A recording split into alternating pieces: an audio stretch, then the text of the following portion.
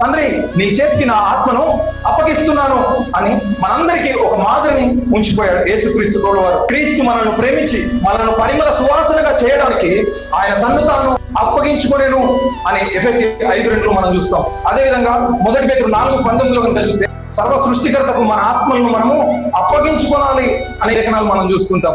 ఆయన మాదిరిగా ఉన్నాడు, తన ఆత్మను తాను అప్పగించుకొని మనం కూడా మన జీవితాన్ని యేసుక్రీస్తుకు మనం అప్పగించి మన ఆత్మలను మనకు యేసు ప్రభువు వారికి మనం అప్పగించే బద్దులమై ఉంటున్నాం. ఎందుకనగా దేవుడు మనకు ఆత్మ మనలో పెట్టాడు కనుక నీ జీవితాన్ని నా జీవితాన్ని ఎవరికి అప్పగిస్తున్నాం? మరి లోకస్తులకా, అపనమ్మకస్తులుగా, మోసం చేసేవారికా, అన్యాయస్తులకు అప్పగిస్తున్నామా? ఒకసారి పరిశీలన చేసుకున్నాం. కానీ ఆ యేసుక్రీస్తు ప్రభువు వారు మాదిరి ఉంచిపోయాడు. ఆయన ఏంటి? ఆయన ఆత్మను అప్పగిస్తున్నాడు తండ్రి. We need to commend our lives and our spirits.